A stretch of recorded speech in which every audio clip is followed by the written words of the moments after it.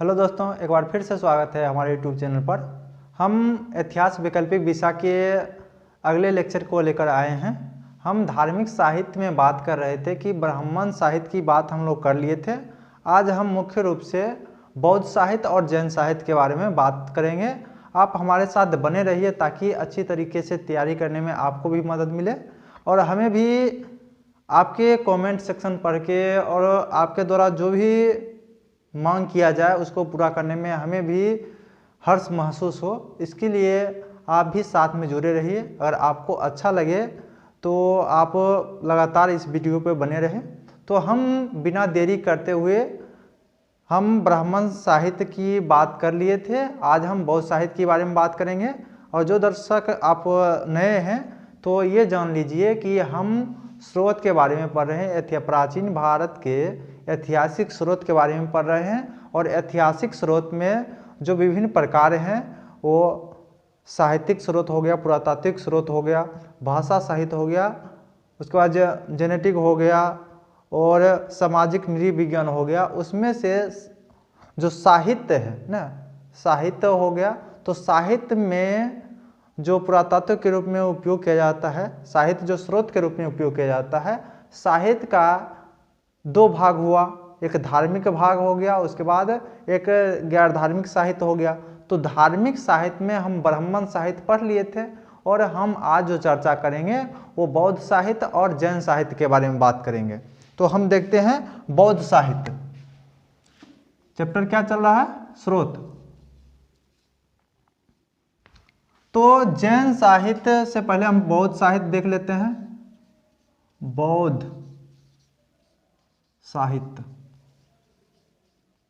नाम से स्पष्ट है कि गौतम बुद्ध के अनुयायी यानी बौद्ध धर्म के जितना भी मानने वाले होंगे उनके द्वारा जो साहित्य का संग्रह किया गया था उसके बारे में बातचीत करने लिए जा रहे हैं। और वो जो साहित्य था, ये धार्मिक साहित्य है, वो हमारे इतिहास लेखन में और खास करके प्राचीन भारत के इतिहास लेखन में किस प्रकार मददगार साबित हुआ। क्योंकि आपको पता है कि गौतम बुद्ध का जन्म जिस समय हुआ था उस समय महाजनपद काल चल रहा था और उस समय के इतिहास जानने के लिए इन्हीं प्रकार के साहित्य की सहारा लिया जाता है। तो सहारा लेने के लिए तो सबसे पहले आपको बौद्ध साहित्य में एक साहित्य नाम बहुत आप सुने होंगे जिसको कहा जाता है त्रिपिटक। त्रिपिटक में 3 गो पिटक है, 3 गो साहित्य इसके अंतर्गत चर्चा किया जाता है। 3 साहित्य कौन कौन सा है वो हम देख लेते हैं। एक तो हो गया विनय पिटक, अभिधम्म पिटक और सूत पिटक। इसमें क्या किया गया है? सूत पिटक में जो चर्चा किया गया है वो गौतम बुद्ध के यानी बुद्ध के विचार की चर्चा जो इसमें की गई है। विचार और प्लस उपदेश लिख सकते हैं, उपदेश की चर्चा। विनय पिटक में जो है कि बौद्ध संघ में जो आप रहते हैं, बौद्ध संघ में जो भी रहता हो तो बौद्ध संघ के नियम इसमें चर्चा किया गया है विनय पिटक में। उसके बाद अभिधम्म पिटक है। तो अभिधम्म पिटक में बौद्ध दर्शन के बारे में बात किया गया है, बौद्ध दर्शन। तो ये तो मुख्य रूप से जो चर्चा किया गया था उसके बारे में दिया गया है। लेकिन त्रिपिटक से इतिहास में क्या योगदान रहा है इसके बारे में जानना है। तो त्रिपिटक गौतम बुद्ध के समय, क्योंकि बुद्ध की बात है तो गौतम बुद्ध के मृत्यु के पश्चात यानी बुद्ध के मृत्यु के पश्चात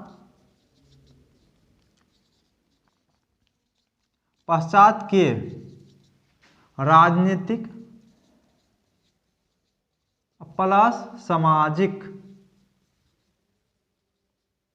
क्या करता है? सामाजिक ना वर्णन पर प्रकाश डालता है या सामाजिक दर्शन के बारे में बताता है। यानी सामाजिक और राजनीतिक और सामाजिक जो भी उस समय समाज में चल रहा था, जो भी उस समय शासन में चल रहा था, उसके बारे में ये त्रिपिटक के द्वारा हमें थोड़ा थोड़ा मालूम होता है, जिसके द्वारा इतिहास लिखने में बहुत सारे मतलब कि बहुत सारे दूसरे साहित्य से मिलाने के बाद इस साहित्य का भी उसमें उपयोग हो जाता है। और उस उपयोग होने के बाद क्या होता है कि दोनों को मिलाकर पढ़ने के बाद उस समय के राजनीतिक व्यवस्था और सामाजिक व्यवस्था के बारे में जानकारी मिल पाती है। तो आप लिख सकते हैं व्यवस्था के बारे में जानकारी मिलती है।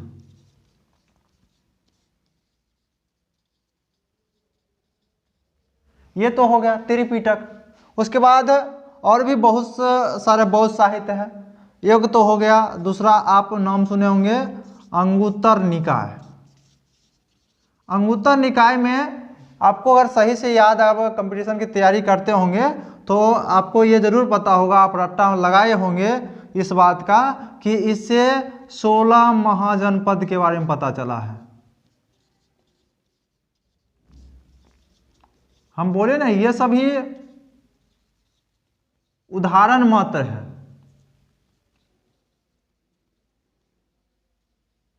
यानी 16 महाजनपद के बारे में अंगुत्तर निकाय में चर्चा किया गया है कि 16 महाजनपद कौन कौन है। इसके बारे में बौद्ध धर्म का एक निकाय है जिसको अंगुत्तर निकाय है, और इसमें बौद्ध भगवान बुद्ध के जीवन के बारे में बताया गया है, और बताने के साथ साथ 16 महाजनपद के बारे में चर्चा भी किया गया है। क्योंकि जिस समय गौतम बुद्ध का जन्म हुआ था, यानी जीवन काल जिस समय चल रहा था गौतम बुद्ध का, उसी समय महाजनपद काल भी चल रहा था। हम महाजनपद काल की बात करेंगे तो उस समय आपको गौतम बुद्ध के बारे में भी बताएंगे। उसके बाद अगला जो आपको पढ़ना है साहित्य वो है जातक कथा। जातक कथा में गौतम बुद्ध के पूर्व जन्म, यानी बुद्ध के पूर्व जन्म की चर्चा किया गया है। इसमें चर्चा क्या किया गया है गौतम बुद्ध के पूर्व जन्म के। लेकिन ये क्या करता है कि उस समय के ना, ये यहां लिख देते हैं कि ये उस समय की वही सामाजिक और राजनीतिक व्यवस्था की जानकारी देती है लेकर। सामाजिक प्लस राजनीतिक व्यवस्था।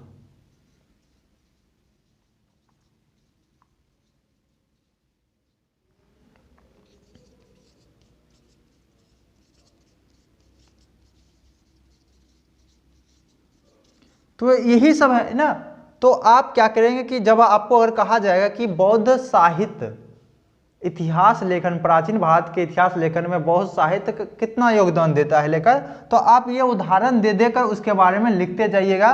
सेम प्रोसेस है, क्योंकि सामाजिक और आर्थिक के बारे, सामाजिक और राजनीतिक के बारे में बताया, पुस्तक के बारे में बताया। क्योंकि पुस्तक में अधिकतर क्या गया, वंश के बारे में चर्चा किया गया है या समाज के बारे में चर्चा किया गया है। अर्थव्यवस्था कहीं कहीं कोई ऐसा किताब होगा जिसमें अर्थव्यवस्था के बारे में चर्चा किया गया है।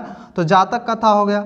एक और किताब का नाम सुने होंगे आप, मिलिंद पन्हो। मिलिंद पन्हो में क्या किया गया है कि हिंद यूनान का एक राजा था जिसको कहा जाता है मिनांडर।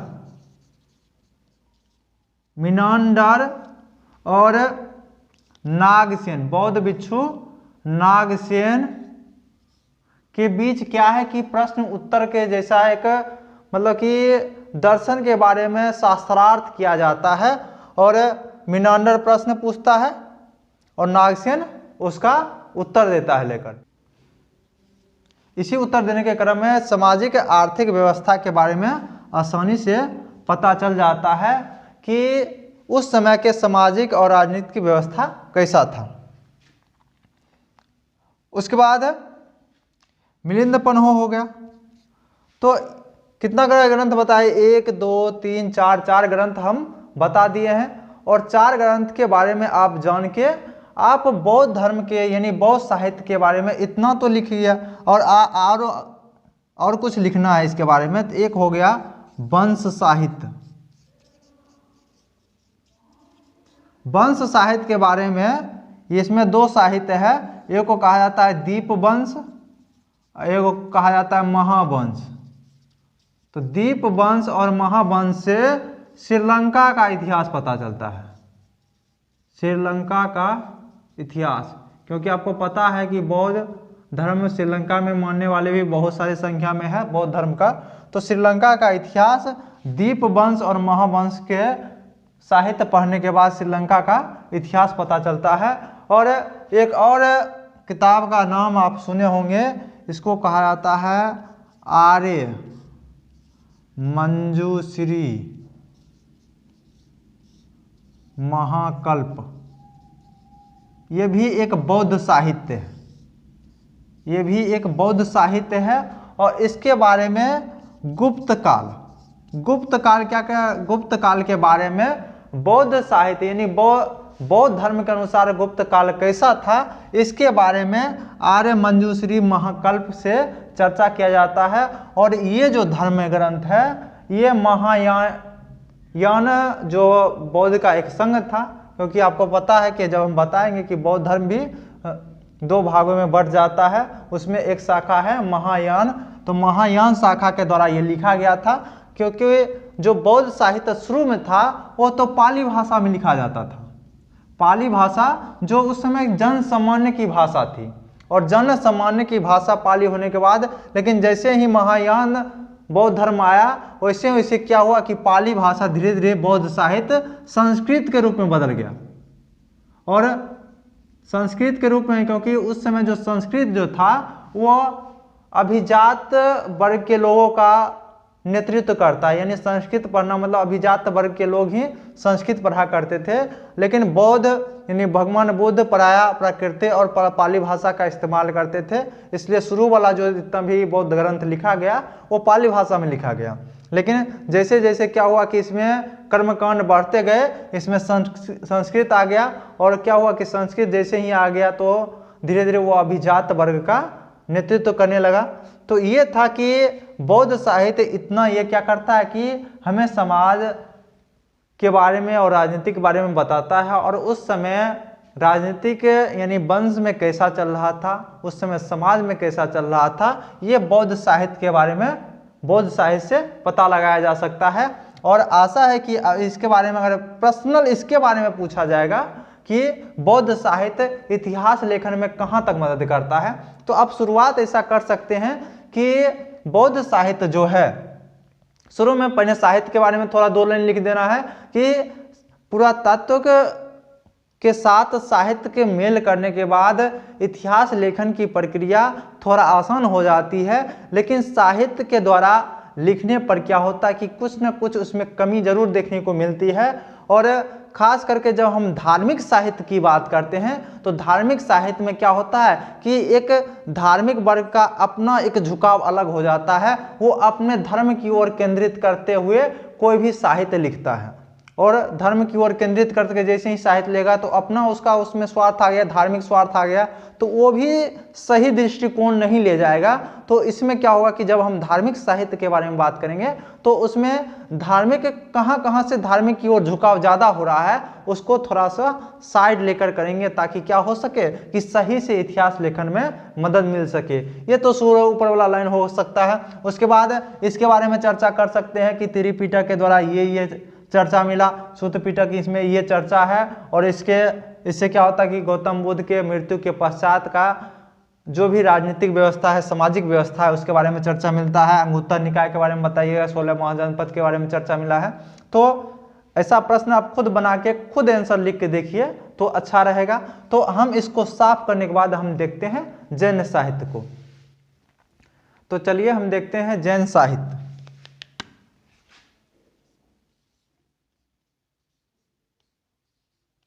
जैन साहित्य में तो ज़्यादा चर्चा करने के लिए नहीं है, जो है उसी के बारे में लिखते हैं। जैन साहित्य में है 3 साहित्य है। ये वो है भगवती सूत्र,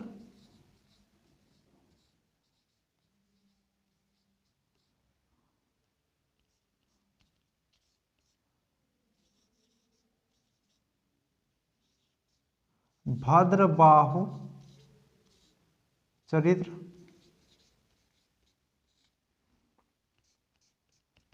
और तीसरा है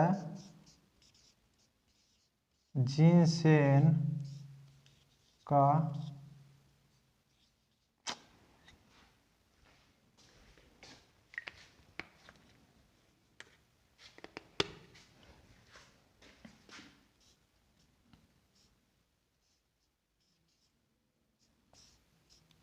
जीनसेन का आदि पुराण।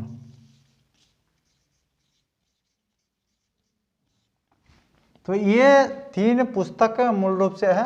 तो जैन साहित्य के बारे में आप भगवती सूत्र में जाने होंगे कि भगवती सूत्र में जो है वो 16 महाजनपद के बारे में चर्चा भगवती सूत्र में किया गया है, और इसमें महावीर के जीवन के बारे में भी उल्लेख किया गया है, और जीवन के उल्लेख के साथ साथ उनके समय का 16 महाजनपद के बारे में भी बताया गया है। और जहां महाजनपद के बारे में चर्चा करेंगे तो उसके साथ में आप सामाजिक और राजनीतिक जीवन तो जोड़ ही सकते हैं, क्योंकि 16 महाजनपद जोड़ा है तो उसमें राजनीतिक जीवन आएगा ही, और साथ में सामाजिक जीवन के बारे में भी चर्चा कर सकते हैं। तो ये हो गया सामाजिक प्लस राजनीतिक जीवन। तो इसके बारे में चर्चा भगवती सूत्र से मिल जाता है। और भद्रबाहु चरित्र, इसमें जो भद्रबाहु है वो जैन आचार्य है, और आप एक नाम सुने हैं, बहुत नाम प्रसिद्ध है, चंद्रगुप्त मौर्य, जो मौर्य वंश के संस्थापक थे। इनका गुरु था भद्रबाहु, इनका गुरु था। और आपको पता है कि चंद्रगुप्त मौर्य जैन धर्म को मानते थे, और अंतिम समय में इन्होंने जैन धर्म के अनुसार ही अपने मृत्यु को त्याग किया था, जिसको कुछ समय पहले सरकार के द्वारा बैन किया गया था, जिसको सुप्रीम कोर्ट में चैलेंज किया गया। जब हम पॉलिटिकल साइंस पढ़ेंगे तब इसके बारे में बताएंगे। अगर आपको लगता है कि हम जिसके बारे में अभी बोल रहे हैं वो नाम आप बता पाएंगे तो आप कमेंट बॉक्स में जरूर बताइएगा। हाँ, सिर्फ प्रश्न लिख दीजिएगा कि प्रश्न कि चंद्रगुप्त मौर्य का मृत्यु किस विधि के द्वारा अपना मृत्यु त्याग किया था, उसके बारे में आप कमेंट सेक्शन में इसका आंसर जरूर लिखिएगा। तो भद्रबाहु चरित्र में क्या किया गया कि ये तो जैन आचार्य हैं, इनके बारे में बताया भी गया, और साथ में उस समय के सामाजिक और राजनीतिक जीवन के बारे में बताया गया। बस सेम टू सेम वही है। और उसके बाद जीनसेन का आदि पुराण, इसमें भी महावीर के समय का राजनीतिक और सामाजिक दर्शन के बारे में बताया गया है।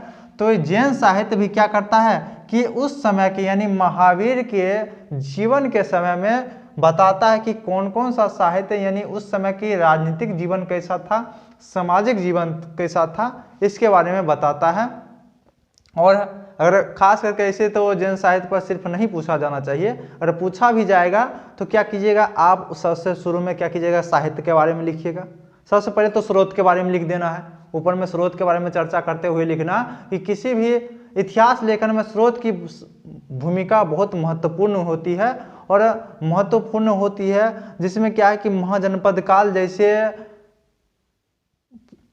समय के बारे में लिखने के लिए पुरातत्व की संख्या बहुत ही कम है, और जहां पुरातात्विक संख्या बहुत कम हो जाती है वहां साहित्यिक स्रोत की मांग बढ़ जाती है। और साहित्यिक स्रोत में भी क्या है कि धार्मिक साहित्य का अपना महत्वपूर्ण योगदान रहा है। इतना तो क्या हुआ कि हेडलाइन बना दीजिएगा। और उसके बाद दूसरा लाइन में आप लिख सकते हैं, दूसरा लाइन में कि धार्मिक साहित्य में विभिन्न प्रकार के साहित्य हुए, ब्राह्मण साहित्य, बौद्ध साहित्य, उसके बाद जैन साहित्य, जिसमें ब्राह्मण साहित्य का बहुत सबसे ज़्यादा योगदान रहा है, बौद्ध साहित्य का उसके बाद योगदान रहा है, लेकिन जैन साहित्य का भी इतिहास लेखन करने में कम योगदान नहीं रहा है। इनके द्वारा जो जैन साहित्य है, जैन साहित्य भगवती सूत्र में जिसमें 16 महाजनपद के बारे में चर्चा किया गया है, और महावीर के जीवन काल के समय 16 महाजनपद थे, और उस समय के सामाजिक राजनीतिक जीवन के बारे में इससे भाव स्पष्ट होते हुए नजर आती है। उसके बाद इतना ही नहीं, भद्रबाहु चरित्र के द्वारा जब लिखा गया तो ये भी चंद्रगुप्त मौर्य के समय का या उसके बाद के समय का राजनीतिक और सामाजिक जीवन पर प्रकाश डालता है। उसके बाद जीनसेन का आदि पुराण है, ये भी तत्कालिक समय का क्या करता है कि सामाजिक और आर्थिक जीवन पर, सामाजिक और राजनीतिक जीवन पर प्रकाश डालता है। तो इस प्रकार बीच में आप देखा और नीचे में लिख दीजिएगा कि किसी भी साहित्य को किसी भी साहित्य के द्वारा स्रोत ग्रहण करने से पहले क्या करना है कि धार्मिक साहित्य अगर हो तो धार्मिक साहित्य में क्या होता है कि अपना उसका अप्रोच रहता है कि वो धर्म के प्रति ओर झुका हुआ रहता है। तो इतिहास लेखन में इसकी बहुत बड़ी ध्यान रखना चाहिए ताकि क्या हो कि धार्मिक की ओर झुके बिना इतिहास लेखन किया जाए। अपना मत अंतिम में क्या करना है, प्रकट कर देना है। तो यही आपका आंसर बहुत बड़ा हो जाएगा। तो आप ये तीन से ऑप्शन लेकर भी क्या कर सकते हैं, क्योंकि आपको कॉन्सेप्ट बिल्डिंग हो गया है तो आप 3 से ऑप्शन लेकर भी आप बहुत बड़ा प्रश्न का हल कर सकते हैं। और जब हम निबंध बताएंगे अगर मौका लगे तो निबंध में आपको चर्चा करेंगे कि निबंध में कैसे एक शब्द को बहुत सारे शब्द बनाया जा सकता है एक ही शब्द के बारे में लिखते हुए। इसमें सामाजिक विज्ञान का बहुत बड़ा जो योगदान होता है, इतिहास का खास करके योगदान होता है। जो इतिहास सही से जानता है वो निबंध लिखने में भी बहुत परंपरागत विकसित कर लेता है। तो ये था जैन साहित्य। तो आशा है कि आप धार्मिक साहित्य के बारे में अच्छी तरीके से समझ गए होंगे और धार्मिक साहित्य के बाद हम गैर धार्मिक साहित्य के बारे में अगले वीडियो में चर्चा करेंगे। तब तक के लिए धन्यवाद।